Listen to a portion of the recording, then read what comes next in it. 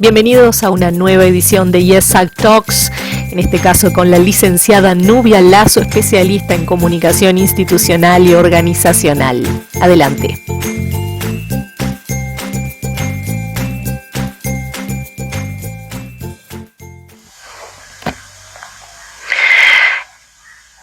Hoy en YesAg Talks vamos a recibir a Nubia Lazo, que ya está llegando y ya la estamos agregando.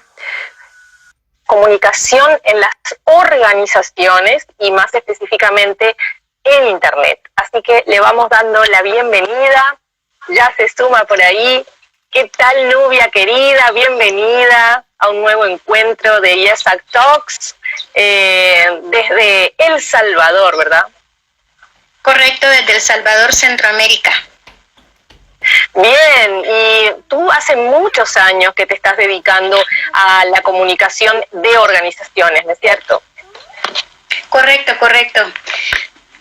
Básicamente, mi profesión es comunicadora social, ¿verdad? De eso nos graduamos acá, pero al menos en mis tiempos, porque hoy han cambiado un poco el pénsul de la universidad, podías optar por dos especialidades, que eran medios de comunicación y relaciones públicas y publicidad.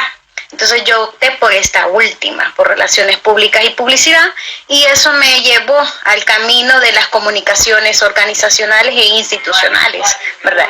De ahí con el tema de que desde los 13 años soy activista, defensora de los derechos humanos y específicamente de las mujeres, la niñez y las juventudes, es que me ha tocado irme abriendo camino dentro de las organizaciones de la sociedad civil, y eso es muy importante saberlo, porque a veces creemos de que la articulación de la sociedad civil se da nada más por algunos temas de interés, y la verdad es que todo está articulado, todo está vinculado, y quizás la sombrilla más grande son las comunicaciones sociales, ¿verdad?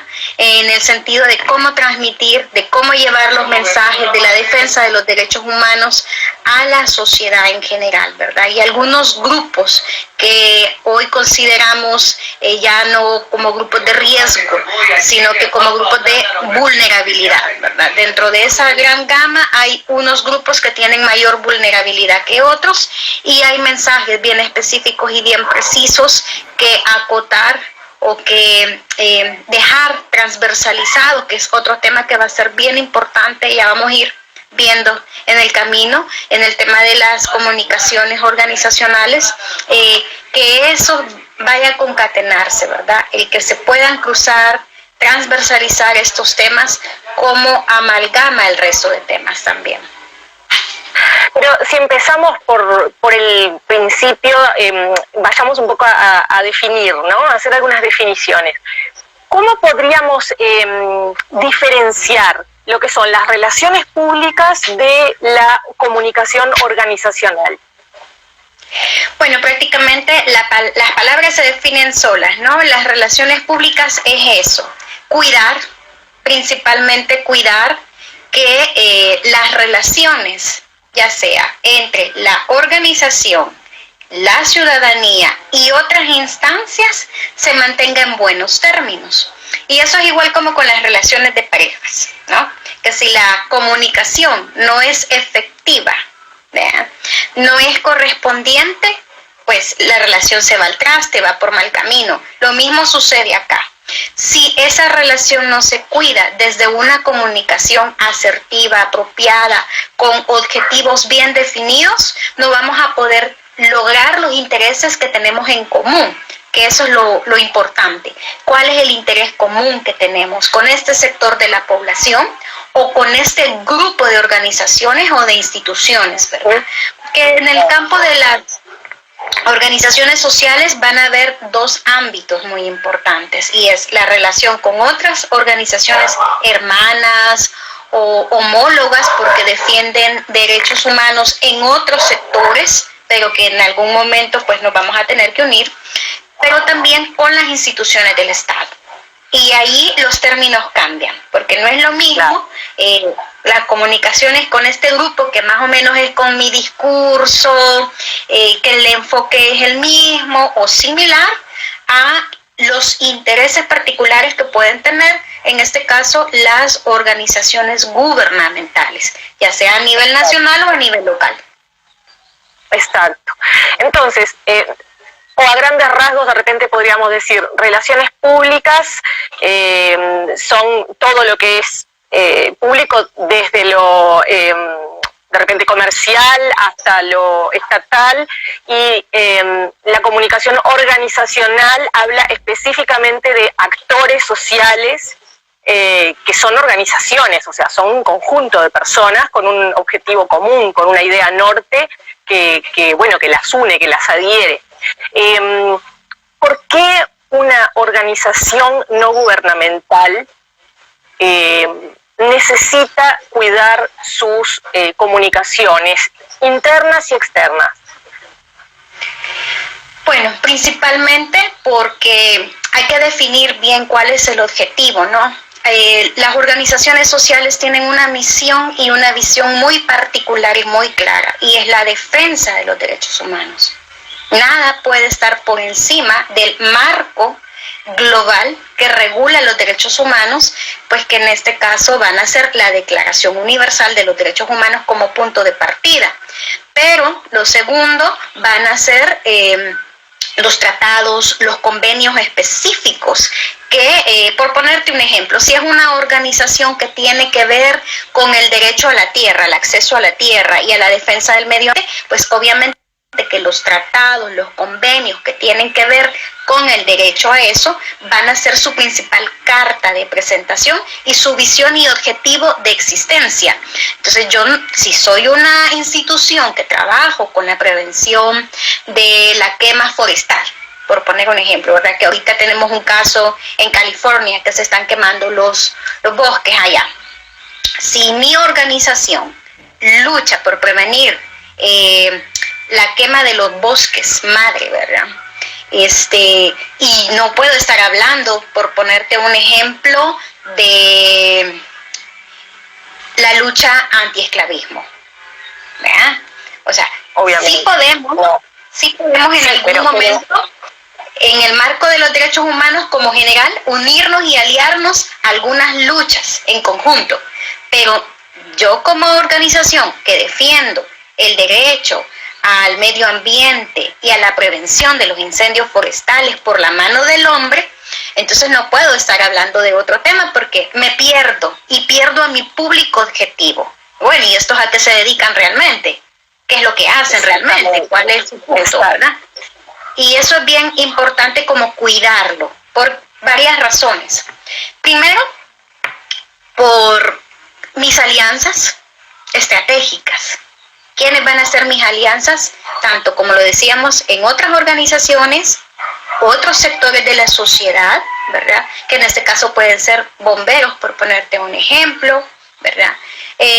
Los grupos Scout, por ponerte otro ejemplo, que también hacen ese tipo de labores de rescate y de preservación del medio ambiente, pero también con otros actores más estratégicos, como por ejemplo que gobernador o gobernadora trabaja en ese tema.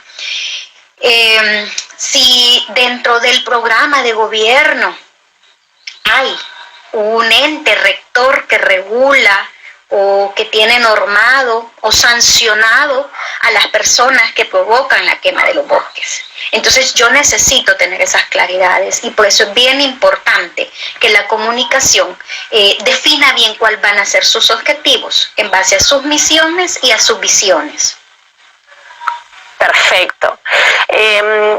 Tenía por acá algunas ideas que quería ir charlando contigo. Yo sé que vos también tenés algunas cosas ya previstas de cómo llevar nuestra charla, que decíamos que iba a empezar con algunas definiciones y creo que están bien dadas y sabemos de qué estamos hablando, y bueno, y todos los amigos que nos están escuchando, que nos están viendo en algún replay también.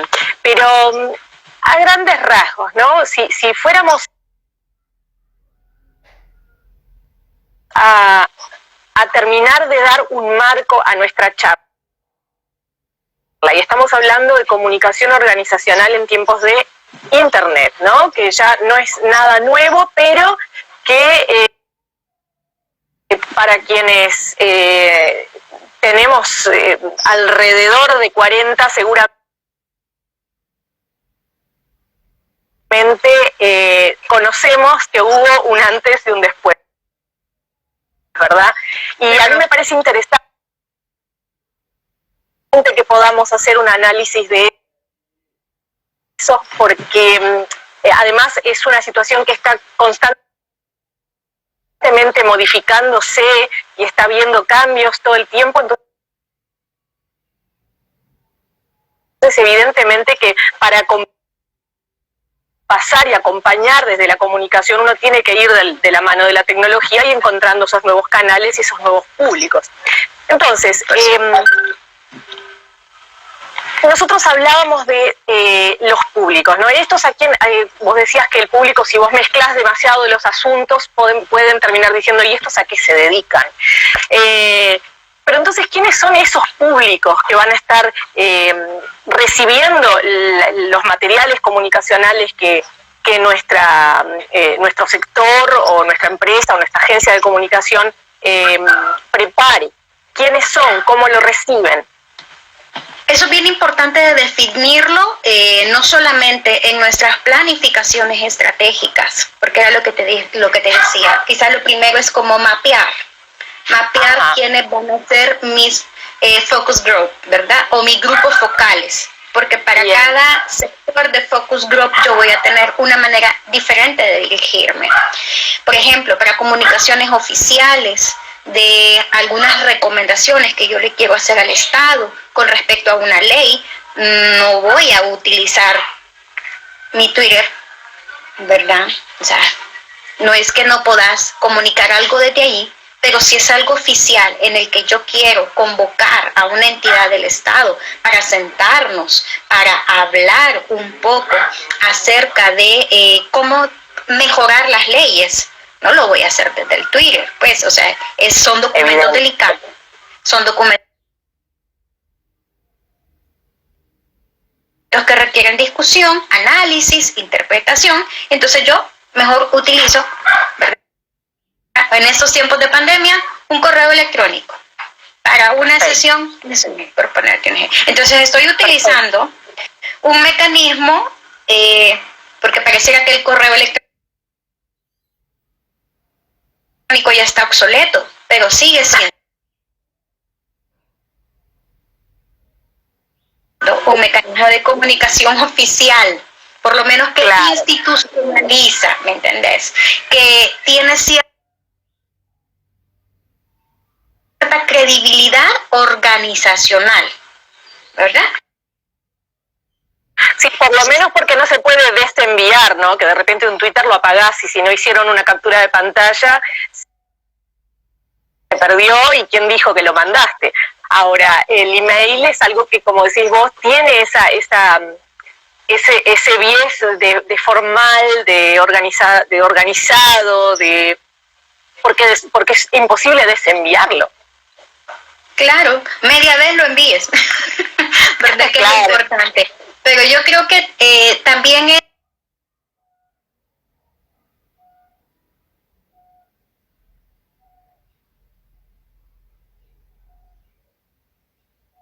el hecho de cómo querés que te vean, ¿ya? No me quiero... Es un tema escabroso acá, eso en El Salvador te voy a contar, por las dinámicas del actual gobierno, ¿no? Pero la verdad de las cosas es de que hay cosas que son serias, muy serias, de mucha responsabilidad, porque estamos hablando de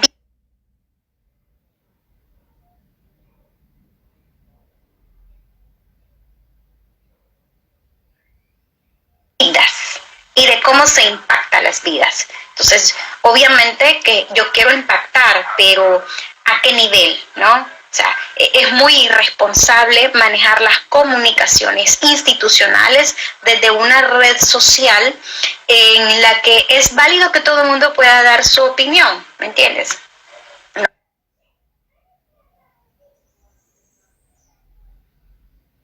voy a decir que no sea válido, pero donde el marco que va a regular las comunicaciones va a ser la verdad, el respeto, la veracidad de la fuente. Entonces, a mí me hace más creíble, más formal, que por medio de un correo electrónico yo comunique algo de manera oficial e institucional.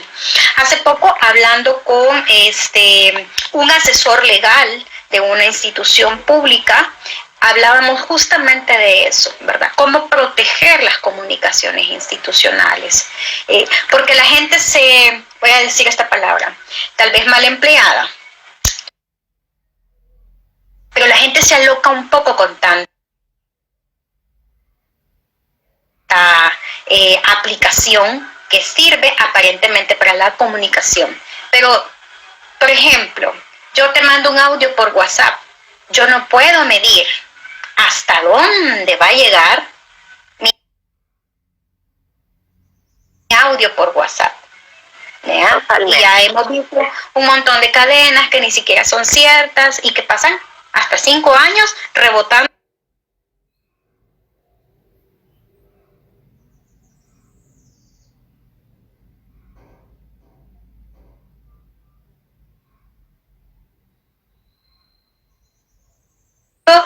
Varias veces en el WhatsApp, no llega muchas veces, la misma cosa, ¿no? O la cuestión de la privacidad también, ¿no? Claro. Ese es un elemento bien, pero bien importante. ¿A dónde estamos llevando ese derecho? Porque es un derecho humano, el derecho a la privacidad.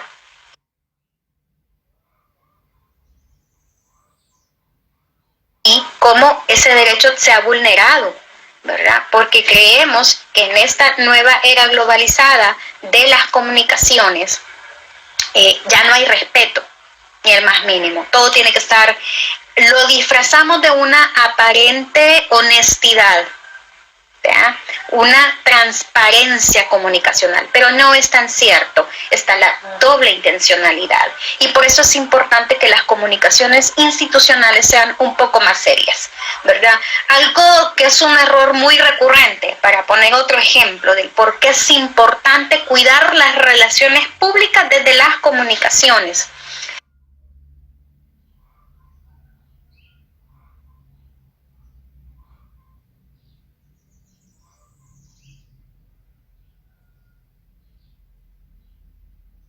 Si yo soy la directora de una organización, ¿verdad? Quiero a alguien muy responsable al frente de el manejo de las redes sociales. ¿Por qué? Porque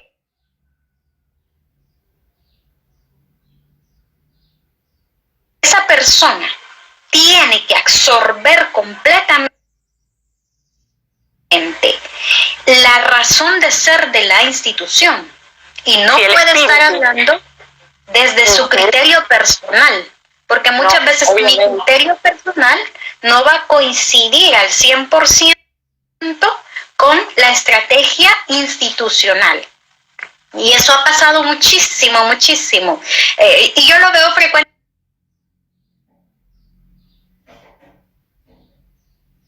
¿verdad? De repente la gente dice, no, me voy a salir de esta página porque la persona que hoy administra no es la misma que estaba antes. O sea, la gente te lo nota rápidamente porque el discurso cambia. Entonces, esa es otra cuestión.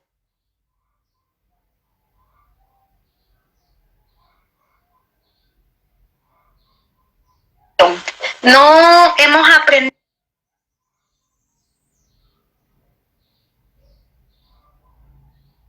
de esos errores todavía, en el cual las personas tienden a personalizar las comunicaciones institucionales y a escribir como hablamos, ¿verdad? Como esta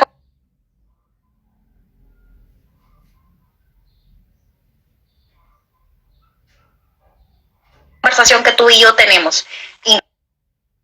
Incluso esta todavía tiene un pequeño filtro de seriedad, formalidad y normalidad, ¿verdad? Sí, que nos lo verdad.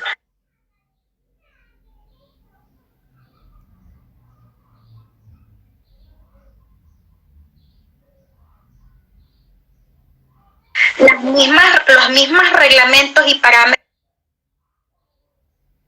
que tiene en este caso pues el live del Instagram, ¿no? Si comentamos algo inapropiado o algo inadecuado o ponemos una música que tiene derechos de autoría, el mismo sistema de la red social, ¿verdad? Nos da en la neck, como decimos acá, nos lo corre,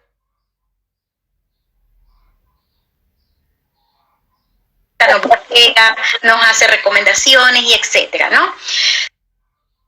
Pero eso no pasa a veces con las instituciones. No cuidan ese personal, que el personal realmente sea intachable en la normativa institucional. Y te lo voy a poner como un ejemplo. A mí me pareció muy curioso porque iba a desarrollar justamente un taller de comunicaciones y seguridad en Internet para una organización.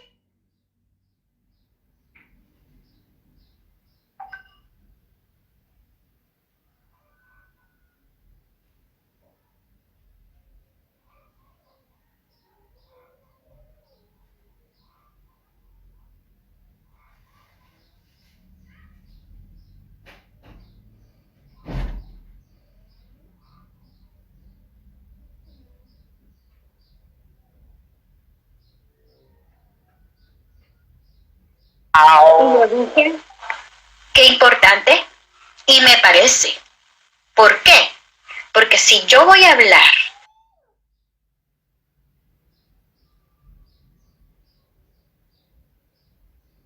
y voy a manejar y voy a tener acceso a las comunicaciones de la institución, ¿y qué tal si yo trabajo con niñez y soy una persona pedrastra o pedófila?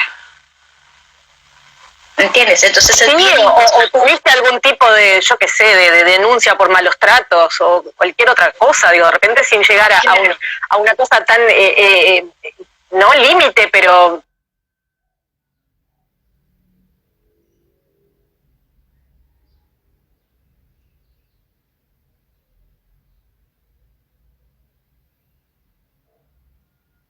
Tiene que ser intachable, si no, no puede hablar en nombre de... Claro, evidentemente. Entonces, y bueno, o hay una cuestión también estratégica, ¿no? Porque de repente lo que se llama el community manager, lo único que hace es encargarse de administrar publicaciones que son redactadas por un profesional que sí mantenga ese...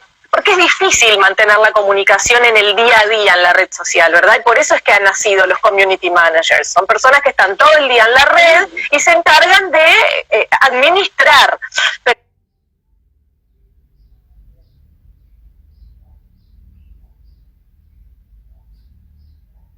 Administrar no es lo mismo que hablar en nombre, ¿verdad? Pero fíjate algo bien importante, y yo lo traigo porque estuve en el live que tuvieron el viernes, porque justamente yo necesito ir actualizando herramientas que me ayuden a asesorar de mejor manera a la gente con la que trabajo, ¿no? Y me pareció justamente muy curioso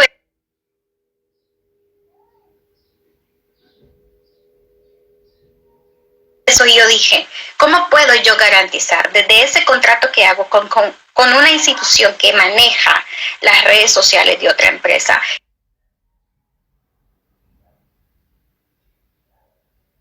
que lo va a hacer con toda la ética, ¿verdad? Y bajo los principios, bajo la visión y la misión que tiene una institución X? Yo creo que por no decir las faltas de geografía, ¿no, Nubia? Digo, partiendo de la base de que a veces tenés gente que habla en nombre del gobierno y te pone unas atrocidades que te querés morir. Pero perdón, me corté el hilo. No, pero es que tiene que ver, porque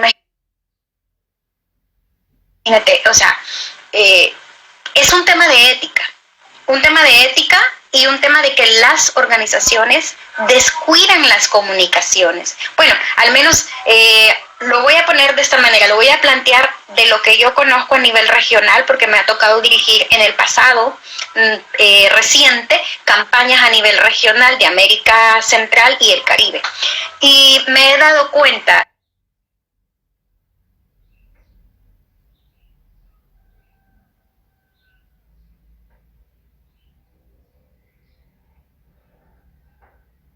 que hay un descuido de las comunicaciones.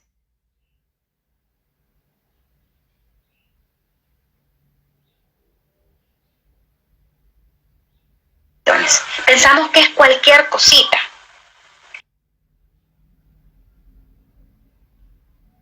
¿Sí? Totalmente de acuerdo. Pasamos escuchando cada rato, ¿no? Que las comunicaciones son bien importantes, y por eso hacía el aforismo con el tema de las relaciones de parejas, que la comunicación es importante en la relación de pareja, es importante para todo en la vida.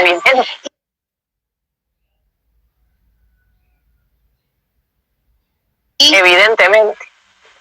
Yo a mis estudiantes en la universidad les decía algo que creo que todo mundo debemos de reflexionar, ¿verdad? Y es que nos dicen, desde que estamos bien pequeñitas y pequeñitos, aprenda a comunicar lo que le pasa, ¿verdad? Hijo, hija, cuéntame qué es lo que le pasa en el colegio, o en la escuela, con la maestra, con el maestro, con sus compañeras y compañeros. Sí, pero no les decimos cómo lo hacemos. ¿Cómo lo hace? ¿Cómo esta persona, desde que está muy pequeña, va a saber lo que significa realmente comunicar? ¿Entiendes? ¿Qué lenguaje va a usar, por ejemplo, para darte a comunicar cuando alguien te amenaza, te amedrenta, qué sé yo, ¿no? Entonces, no es cierto que nos piden que comuniquemos todos, pero no nos enseñan a cómo comunicarnos. Y eso va a ser así en todos los ámbitos de la vida, ¿no? Tanto a nivel de nuestro microentorno como en nuestro macroentorno. Y ni qué decir, ¿verdad? Cuando ya nos vamos a nivel de país y queremos comunicarnos con otras instancias. Tampoco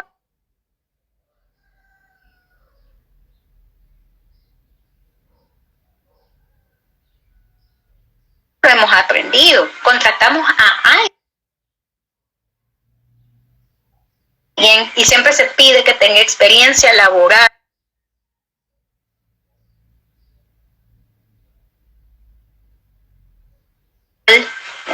En comunicaciones, pero descuidamos esa parte, no invertimos en que todo el personal de manera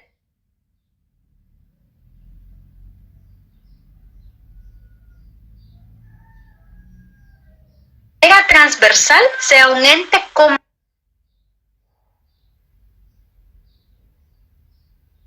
comunicador de la misión y la visión de la institución, sea pública o privada.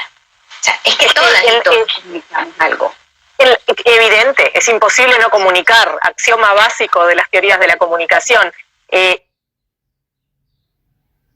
por eso es que desde lo más básico también del marketing se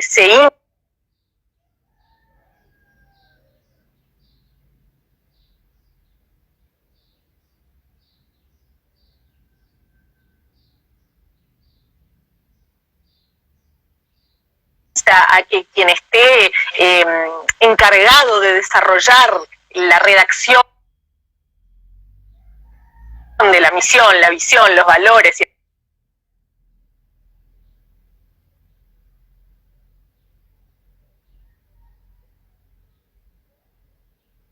espíritu de la empresa lo haga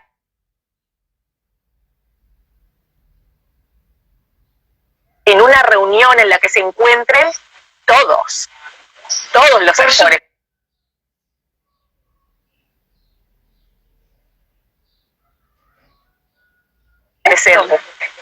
Porque de lo contrario es una fachada, ¿no?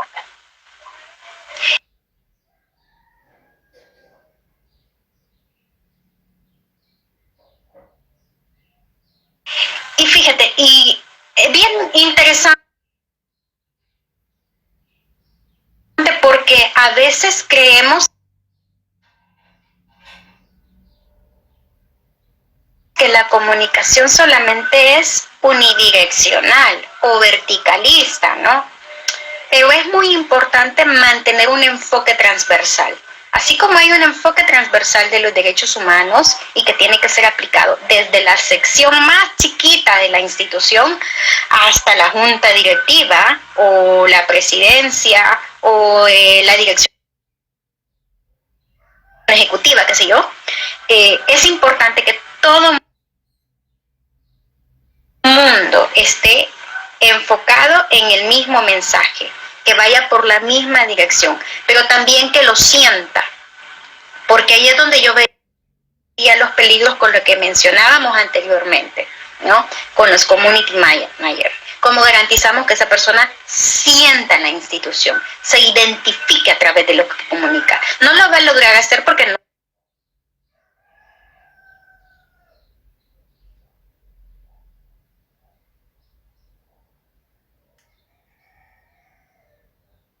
es parte de la institución. Entonces yo creo que en el caso de las comunicaciones organizacionales, todo lo que tiene que ver con las redes sociales,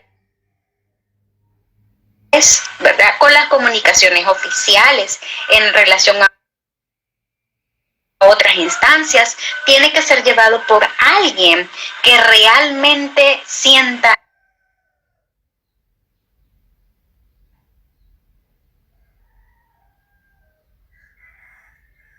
y vibre que es parte de la institución. Si no, lo va a hacer mal, ¿verdad? O va a dar una idea totalmente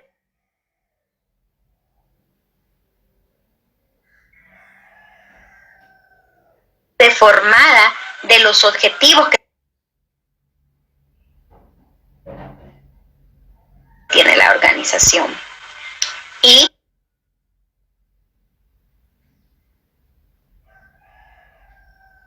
volvíamos al punto inicial. Estamos hablando que este tipo de organizaciones impacta la vida de aquellos grupos de mayor vulnerabilidad, ¿ya? Y por eso es importante que esta persona lo vibre y lo sienta, porque el mensaje tiene que ser loable, creíble, pero también sensible.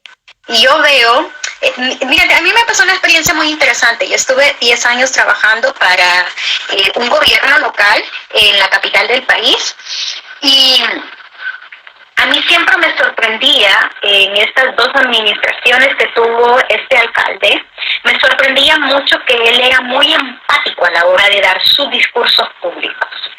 Y yo toda la vida creí erróneamente que él elaboraba sus discursos. Hasta que un día llegó mi jefa en ese momento y me dijo, tengo que hacerle el discurso al alcalde. Y ella empezó a redactarlo. Pero ella lo conocía de años. Habían estado trabajando juntos en Alemania en recaudación de fondos para una causa en El Salvador. Entonces se conocían tan bien que ella sabía perfectamente cuál era la opinión de él sobre X o Y temas. Y por eso no se le dificultaba para nada hacerle el discurso. Claro, qué responsabilidad, ¿no? Y no creas que no pasaba por filtros, porque él tenía un equipo de comunicaciones y de relaciones públicas, donde se filtraba todo, ¿ya? Donde nosotros ya no teníamos acceso, incluso, a pesar de que ellos eran muy cercanos institucionalmente. Pero ese filtro era muy importante, porque ese filtro garantizaba que el discurso fuera preciso, conciso y como a él le contaba, cercano a la población. Ese alcalde fue muy querido y hasta el día de hoy la gente lo recuerda muy bien. Estuvo 2 periodos consecutivos y la gente lo amó, porque su mensaje, después de pasar por el filtro, pasaba por su filtro personal. Perfecto. Y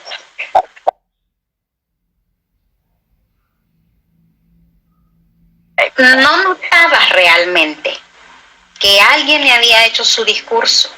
Porque cuando él leía la minuta que se le entregaba, que a mí me daba risa porque ya estaba bastante mayor, dame un segundito, ¡ay no! Estaba bastante mayor y se le daba un gran, con unas grandes letras.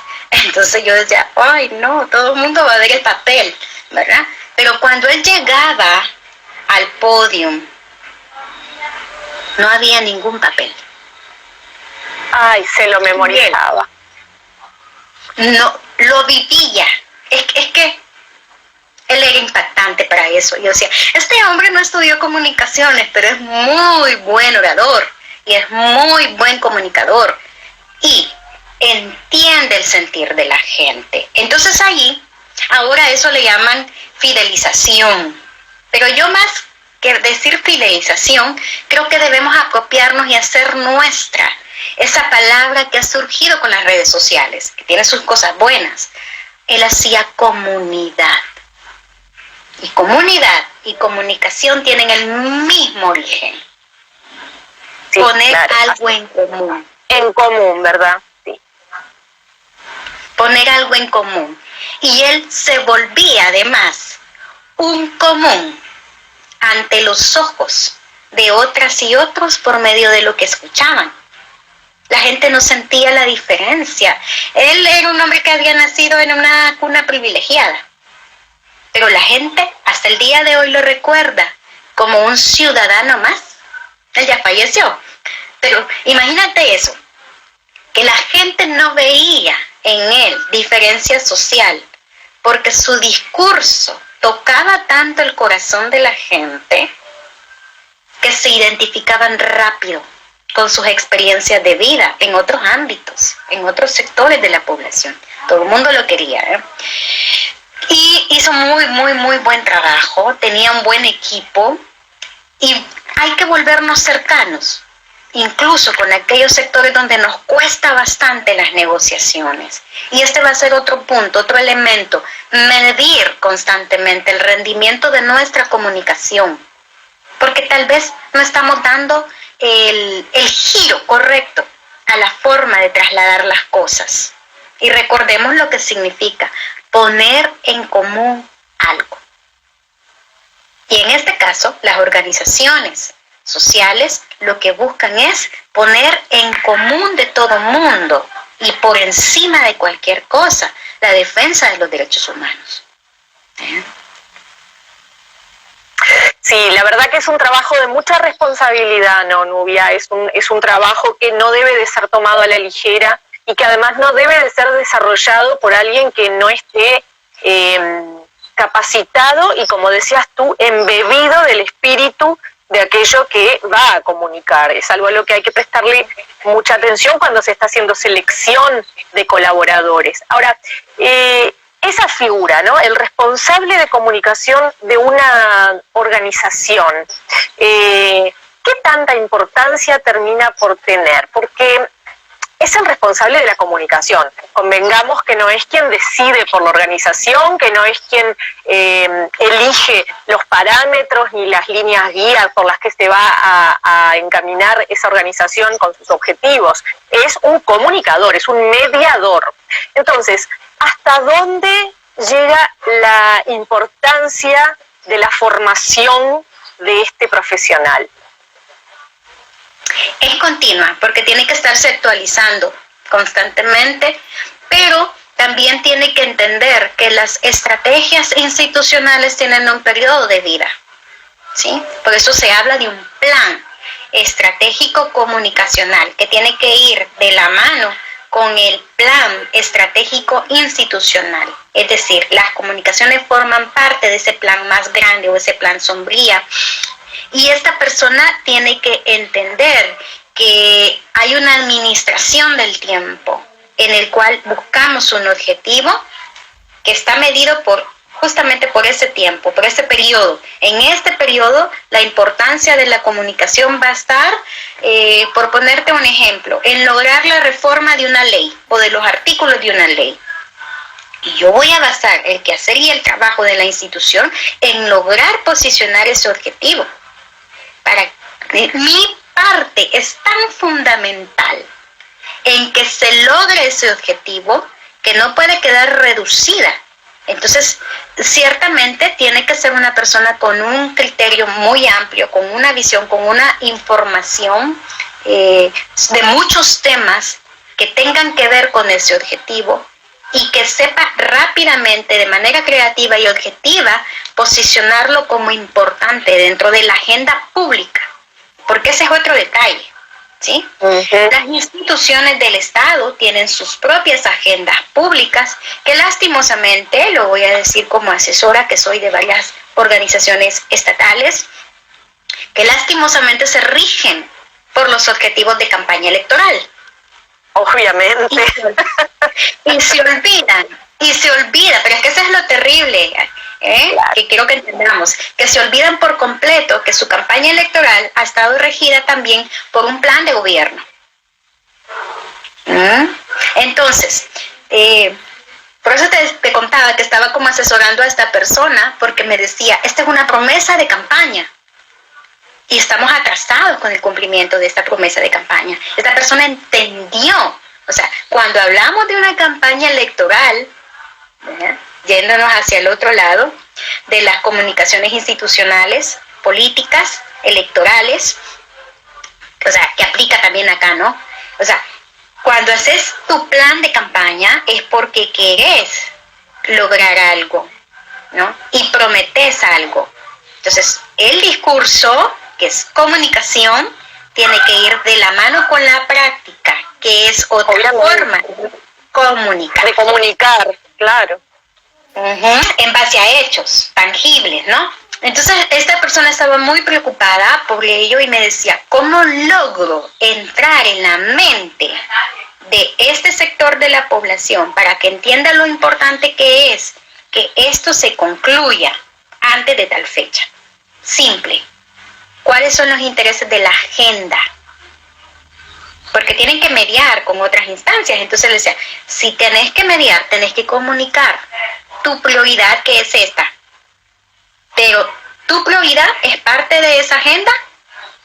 Si no es parte de esa agenda, tenés que crear una campaña de medios que te permita que llegue hasta la agenda y se convierta en una prioridad de discusión en la mesa. ¿Sí? Entonces, ¿lleva su tiempo? Sí, lleva tiempo. Es un ajedrez. Claro. Hay que jugar las mejores piezas. Sí. Y nunca sacrificar a la reina. Nunca sacrificar a la reina.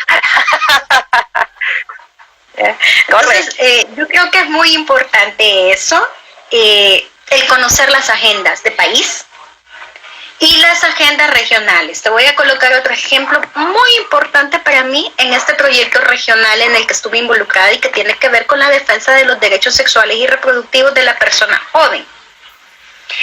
En una región como Centroamérica, que es muy fundamentalista religiosa, el ejercicio libre de la sexualidad es mal visto. ¿Ya?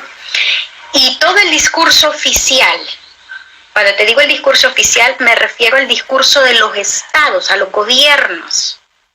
Son discursos con mucho fundamentalismo religioso. Desde el hecho que una funcionaria... el Estado, por esos lares, no es laico, ¿verdad? Es laico. Mira, está bien gracioso. El único país en Centroamérica y el Caribe que es confesional es Costa Rica. Pero Costa Rica nos lleva a la delantera en la defensa de los derechos sexuales y reproductivos. Costa Rica acaba de aprobar el matrimonio igualitario y la concesión de todos los derechos civiles que tenemos las personas heterosexuales. Pero el resto de países que son laicos y respetan la diversidad de culto, en la función, en la práctica, son totalmente contrarios a su discurso. Y eso, aquí es donde voy con estas cosas de la comunicación que son tan importantes. No solamente porque está en el discurso, sino porque tú ves en cualquier noticia donde sale una persona funcionaria o funcionario público y lo que vas a ver atrás es una foto de su líder espiritual. Y eso ya posiciona, porque claro, los actos de toma de posesión, la bendición la hace un sacerdote o la hace un pastor, ¿verdad? Porque somos tradicionalmente cristianos, no importa si son de corte católico o evangélico, ¿no? Pero es bien interesante porque seguimos regresando al tema de las campañas, seguimos utilizando esas muletillas para reforzar agendas, ¿no? Y eso es lo que te quería comentar con respecto al tema regional, que a veces la persona que está dentro del área de las comunicaciones no tiene esa concatenación con los responsables de otras áreas, ¿sí? Y ahí es donde las cosas se disparan un poco. ¿En qué sentido? Porque tal vez esa institución tiene para campañas, tiene para acciones de incidencia, pero que no van de la mano con el área de las comunicaciones institucionales, porque creen que las comunicaciones institucionales es publicar las fotos de que dieron capacitación en tal parte, estar pendiente de las convocatorias, de la prensa. Pero no, se trata de muchas cosas, desde las imágenes que utilizamos y cómo refuerzan esas otras campañas de incidencia que tienen en otros lados, ¿no? Y fue bien curioso porque cuando estuvimos creo que una semana, justamente en Honduras acababa de prohibir en aquel momento el uso de la pastilla del día después. Entonces, nos dimos cuenta en esa reunión para ver estrategias de comunicación efectiva y de respuesta rápida. Oye bien el término, de respuesta rápida. Nos dimos cuenta que había una agenda que venía desde Estados Unidos hasta Argentina. Pero las organizaciones que estaban ahí reunidas no tenían una agenda en común. O sea, la contraparte sí la tenía y el discurso era el mismísimo, las campañas eran las mismas. Entonces eso se volvía fuerte dentro de las poblaciones más ortodoxas o más tradicionales. Pero las organizaciones sociales no tenían el mismo discurso, cada una andaba disparada por su cosa, ¿no? Entonces tuvimos que unificar discursos, unificar acciones. Y ahí surgió algo muy, muy, muy bonito. Ese pañuelo verde, por ejemplo, que tú miras en la defensa de la despenalización. Por toda América. Sí. Claro. Otra acción muy bonita a nivel regional que surgió a partir de ese análisis, perdón por la expresión, ojalá que no nos censure el Instagram, pero se acuerdan de la marcha de las putas, ¿no? Sí. Bajó de Canadá hasta Argentina, ¿no? Verdad, entonces, verdad. No es lo importante lo que estamos hablando de eso, sino el hecho de haber unificado estrategias comunicacionales que han tenido un impacto. Claro, en algunos países más que en otros, porque impactó de manera positiva, por ejemplo, en países como Costa Rica, ¿verdad? Que ahora ya tienen regulado. Yo me acuerdo en ese momento Costa Rica estaba en la discusión de la fertilización in vitro. Y no querían aprobar la fertilización in vitro porque decían, son los homosexuales, ¿verdad? Hombres, mujeres homosexuales, quienes van a hacer uso de la fertilización in vitro. ¿Me entiendes? O sea, algo así. Un poco limitado el concepto, ¿no? Un poquito ceñido a algunos casos. Y negar derechos, porque la comunidad heterosexual que quiere resolver sus problemas de fertilidad es mucho más grande. Pero como no hubo un buen manejo mediático, ¿verdad? Ellos la importancia de la homogeneidad en la estrategia, de la narrativa, del discurso, de los vínculos interorganizacionales y esa transversalidad comunicacional que vos te referías al principio cuando estábamos empezando esta conversación, que tiene que seguir una coherencia, ¿no? Para que efectivamente se logre el objetivo comunicacional. Algo alineado con lo que es la práctica del lobby, ¿no? Que en Estados Unidos, por ejemplo, es algo que ya está sumamente delimitado como carrera profesional prácticamente. Antes era, yo creo que en América Latina, y no sé si estás de acuerdo conmigo, todavía hay como un cierto escozor de decir que te dedicas a hacer lobby. Es algo como mal visto, como que tiene mala prensa, y no es más que una parte más de las relaciones públicas, organizacionales, o comerciales inclusive, en las que, bueno, se trata de trabajar otros canales de comunicación que buscan alcanzar objetivos previamente trazados, ¿no?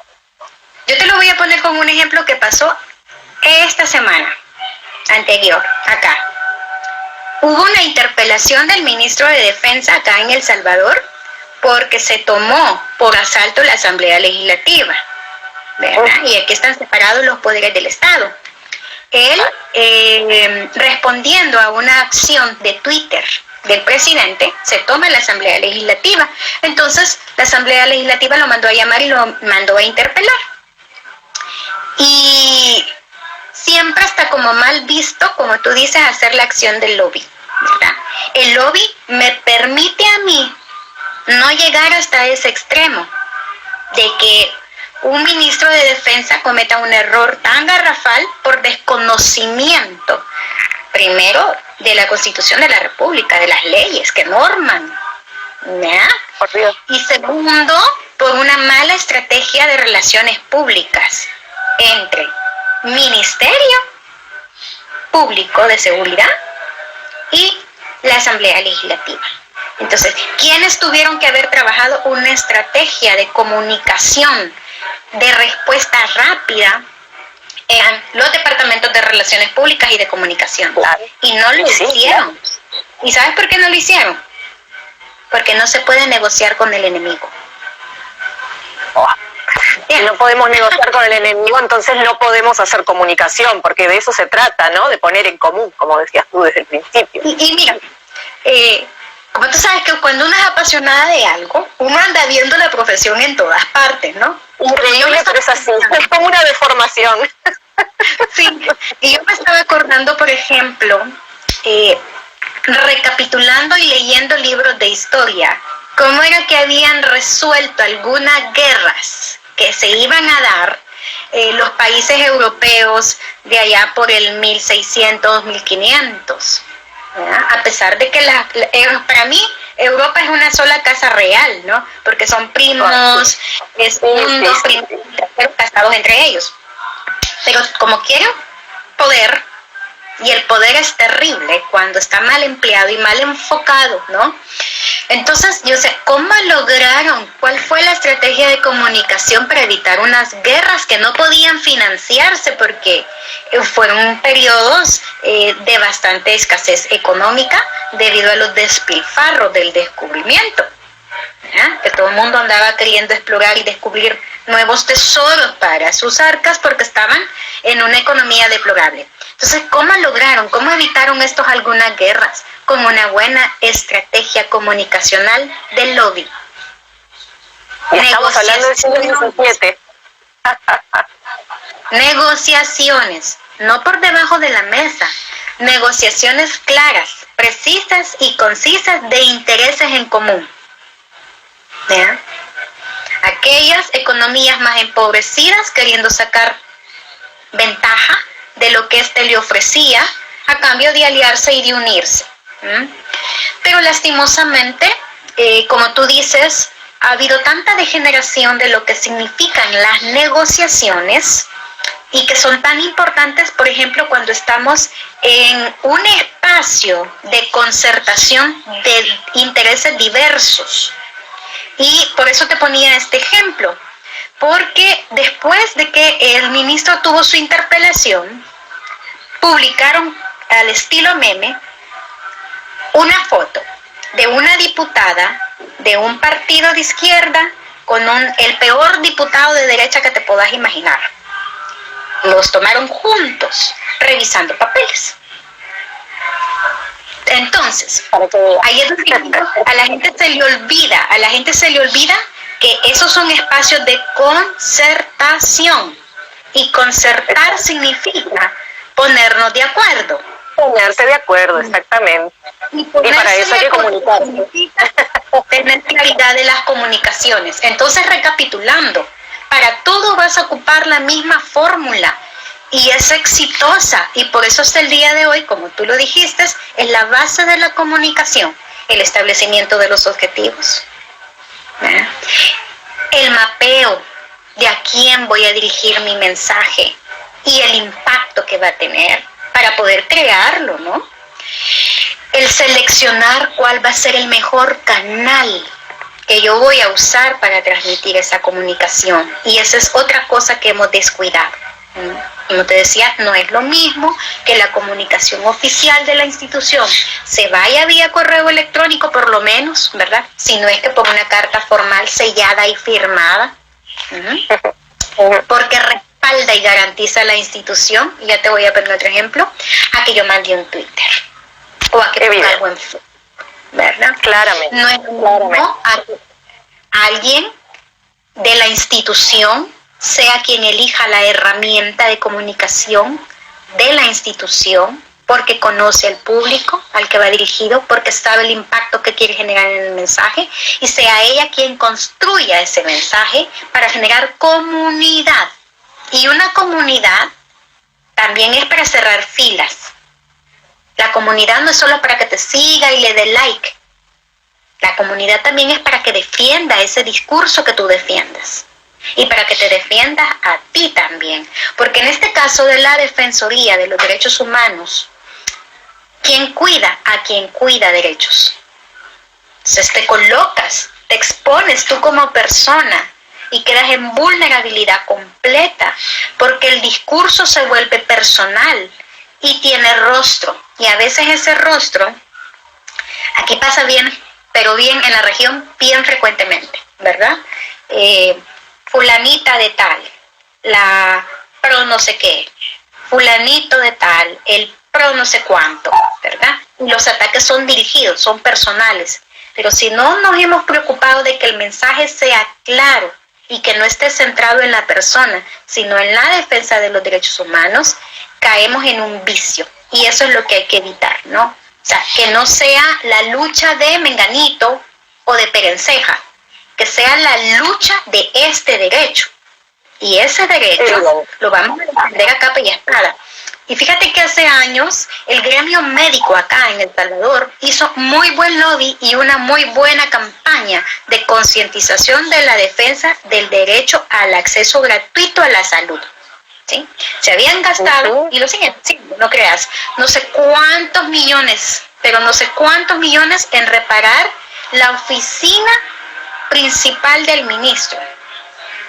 Pero el personal de salud carecía de condiciones y no se construía un hospital desde un terremoto que hubo allá por el 86. Wow. Y los médicos y las médicas, junto con el gremio de enfermeras y el gremio de promotoras y promotores rurales y urbanos de la salud, se fueron a huelga e hicieron algo que se llama la Marcha Blanca. Fue una huelga que hasta el día de hoy, yo estaba pequeña, yo quizás tenía como unos 9, 10 años. Yo recuerdo que esa huelga duró quizás como unos 4 meses. ¿Te podés imaginar el impacto que genera? Que el sistema público de salud esté en huelga 4 meses. Tremendo, tremendo. En medio de una estación como la que estamos ahorita, que acá es lluviosa, acá no tenemos verano. Acá hay una transición entre primavera e invierno. O sea, este momento florece por todos lados, pero también hay mucha lluvia y es un calor vaporoso. Entonces hay una proliferación de plagas de todo tipo, bicharracos de todo tipo. Y que el sistema de salud esté colapsado cuando necesitas campañas de saneamiento. Entonces, la sensibilización fue por ahí en la población. Es importante que apoyen nuestra causa, porque si no, lo que va a suceder es esto. No hay personal de salud para atender el dengue, no hay personal de salud para atender las plagas, no hay personal de salud para esto, no hay personal de salud para lo otro, ¿verdad? Porque estamos mal pagados. Apóyennos. Y la gente salió a las calles. Era increíble la cantidad de gente. Pero al mismo tiempo, hubo un lobby. Un lobby que en ese momento lo lideraron las gremiales de salud con el colegio médico. ¿Vean? Y el resultado fue muy bueno. Se paró la huelga y se lograron mejoras. Hasta el día de hoy ha costado algunos logros más de temas de infraestructura, porque siempre el sector de salud ha estado muy vulnerable, todavía falta reconocimiento de derechos, es una lucha que sigue habiendo hasta ahora, pero esa campaña, esa estrategia de sensibilización, de concientización, porque había claridad de los canales para cada sector, porque había claridad de cómo hacer el rendimiento efectivo del mensaje hacia todas partes. Y no fue en tiempos de redes sociales. Exacto. Y bueno, entonces de ese tipo de casos de éxitos previo a Internet, y por eso me gustaba la idea de poder hacer esa analogía, ¿no? Esa comparación entre lo que fue la comunicación organizacional antes de Internet y la que hay hoy, con toda la tecnología y todo lo bueno y todo lo negativo también que ello trae aparejado, ¿no? Porque hoy tenemos muchos más canales, pero hay sobreinformación también. Entonces, más que nunca, la coherencia tiene que estar muy bien establecida y las líneas estratégicas tienen que estar muy claras. Claro. Y mira, yo creo que hay cosas que siguen funcionando hasta el día de hoy, ¿verdad? Un buen boletín de prensa, preciso, conciso y con claridad, funciona. El uso de los medios tradicionales como la radio, la televisión, porque hay un elemento bien importante y es que hemos olvidado que son los espacios urbanos, principalmente los que utilizan las redes sociales. Pero la población rural sigue manejándose. Totalmente. El cafecito a las 3 de la tarde o a las 6 de la mañana leyendo su periódico. Sí, escuchando la radio o almorzar escuchando la radio o viendo el noticiero, seguro, claro que sí. Y no solo las comunidades rurales, eso también se mantiene mucho en las urbes, máxime las personas que están en grandes urbanizaciones que tienen que utilizar el transporte y van manejando o algo de eso. Cuando estás manejando no podés ver las redes sociales, entonces te servís de los medios tradicionales y eso no se puede olvidar, ¿no? Eso tiene que mantenerse. De ese tipo, porque ese tipo me decía esta semana y me decía, ¿cómo es que yo sé de todo y mi equipo no sabe lo que está pasando? No sabe que hubo hace 2 días una publicación. Y le digo, ¿por qué? Hay algo bien importante y es los intereses. ¿A dónde están los intereses? Como tu interés está en la organización, tú buscas la información. Pero cuando no hay... Claro, sí. O sea, no lo veo. Tiene que tener su forma, se puede. Y me lo ponen enfrente y no lo veo. Así es, así es el ser humano. Sí, me lo ponen enfrente y no lo veo. Entonces, yo creo que es bien importante, algo que hemos olvidado también, porque estamos mucho tiempo frente a las pantallas, y es la transmisión personal del mensaje. También. Y es el boca a boca. Ese boca a boca. El contacto con el vecino, Sí, hoy sobre todo en tiempos de pandemia, ¿no? Pero es algo que no muere jamás. Y es tan efectivo, ¿sabes por qué? Porque la persona puede medir las emociones del otro y esa emoción me puede contagiar o esa emoción me impacta tan negativamente que yo no quiero saber.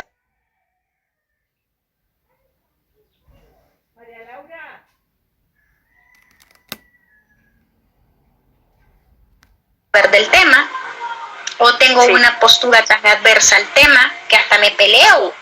Yo conozco gente que se ha peleado, se pecha. Es así, es verdad. Entonces, hay que cuidar ese traslado, ¿verdad? Hoy le llaman transmisión del saber. Hay que cuidar ese traslado de la información con la persona que tengo enfrente. Correcto. A mí me gustaba que esta persona me decía, yo trato de tener una postura neutral, dice. Hay temas en los que no se puede tener una postura neutral, sino una postura transparente, honesta. Honesta y coherente. Licenciada Nubia Lazo, especialista en comunicación de las organizaciones, en relaciones públicas, Muchísimas gracias por atender a nuestra solicitud, de tener esta conversación, esta posibilidad de ahondarnos un poco sobre lo que es la comunicación y particularmente la comunicación de las organizaciones.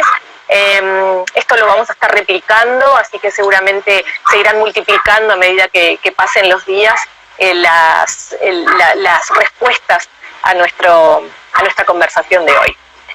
Las puertas del Instituto de Estudios Aldea Global están siempre abiertas para ti. Esperemos que se concrete lo de integrarte a nuestro staff docente. Y bueno, el gran abrazo querido y fraterno desde Uruguay para ti. Gracias. Muchas gracias a quienes han estado también escuchándonos. Hemos tenido público por ahí. Así es que cualquier consulta ahí estoy a la orden, ¿verdad? Y ha sido un placer y realmente ya prontito nos vamos a ver dentro del Instituto de Estudios de la Aldea Global haciendo más comunicaciones. Y quién sabe, otras cosas también. Así será, así será. Gracias a todos también.